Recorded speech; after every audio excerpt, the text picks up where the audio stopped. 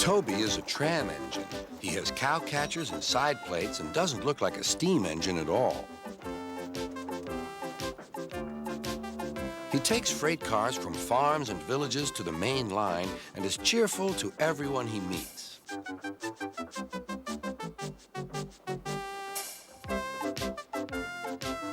He has a coach called Henrietta, who has seen better days.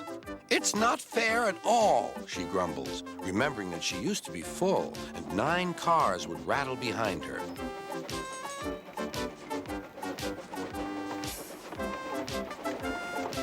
Now there are only 3 or 4, for the farms and factories send their goods mostly by truck. Toby is always careful. The cars, buses, and trucks often have accidents. Toby hasn't had an accident for years, but the buses are crowded and Henrietta is empty.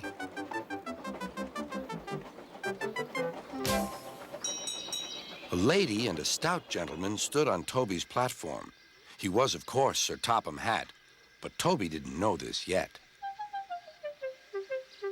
"Come on, grandfather," cried the children. "Do look at this engine." "That's a tram engine, Stephen," said Sir Topham Hatt. "Is it electric?" asked Bridget. "Whoosh!" hissed Toby. "Shh," said her brother. "You've offended him." "But trams are electric, aren't they?"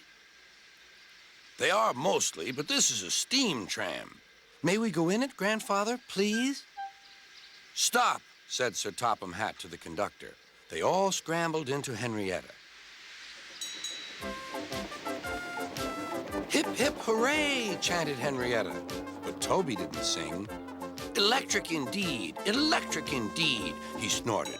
He was proud of being a steam train. "What is your name?" asked Sir Topham Hatt. "Toby, sir."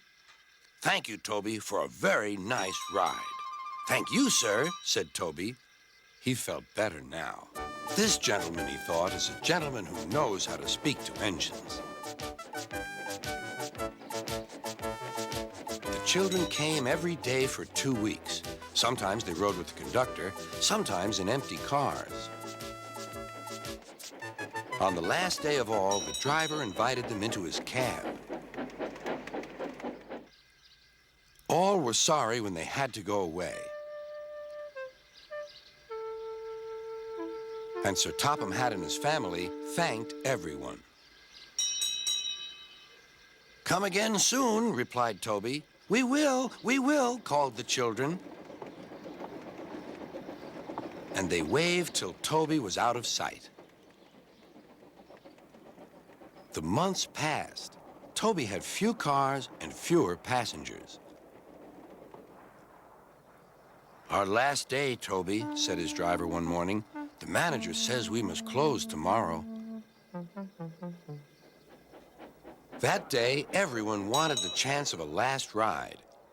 The passengers joked and sang, but Toby and his driver wished they wouldn't.